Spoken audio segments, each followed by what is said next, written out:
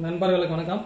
இந்த வீடியோ பதிவில் என்ன தகவல் அப்படின்னா, நேற்று நம்ம ஒரு பேப்பர் கட்டிங்கில் ஒரு வீடியோவாக போட்டிருந்தோம். அந்த பேப்பர் கட்டிங்கில் தமிழக பள்ளிக்கல்வித்துறை அமைச்சர் அவர் பேட்டி கொடுத்ததாக அந்த செய்தியில் இருந்தது. என்ன செய்தி அப்படின்னா, சான்றிதழ் சரிபார்ப்பு முடித்த பட்டதாரி ஆசிரியர் குறித்தும்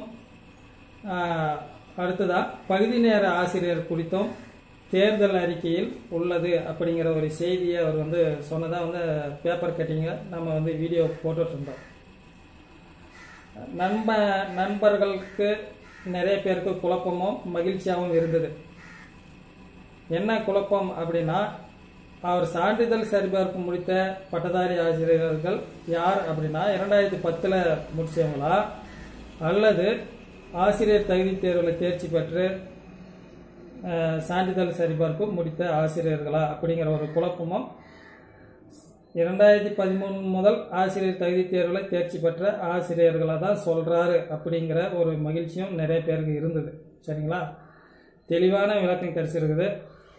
தஞ்சாவூர் மாநாட்டில் சுய உதவி குழு மாநாட்டில் அவர் சொல்லியிருக்கிறது யார் அப்படின்னா, 2010 சான்றிதழ் சரிபார்ப்பு முடித்த ஆசிரியர்களுடைய தமிழ் பட்டதாரி ஆசிரியர்களுடைய நிலையை தான் அவர் சொல்லியிருக்கிறார். அவர்கள் மனு கொடுத்துருக்கிறாங்க.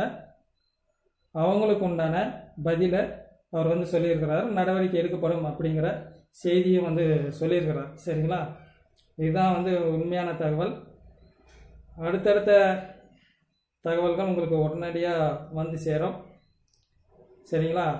அதுக்கு முந்தைய வீடியோலாம் பார்த்தீங்கன்னா, அவர் போகிற இடங்கள்லாம் தகுதி தேர்வில் தேர்ச்சி பெற்றவர்கள் பதிவு மூப்பு அடிப்படையில் பணி வழங்கணும் அப்படிங்கிற கோரிக்கை வச்சதாகவும் அதை முதல்வர்கிட்ட எடுத்து செல்றதாகவும் அவர் சொல்லியிருந்தார். சரிங்களா?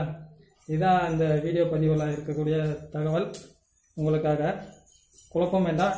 அந்த தஞ்சாவூர் மாநாட்டில் சுயஉதவி குழு மாநாட்டில் சொன்னது அந்த 2010 சான்றிதழ் சரிபார்ப்பு முடித்த ஆசிரியர்களை தான். சரிங்களா? நன்றி.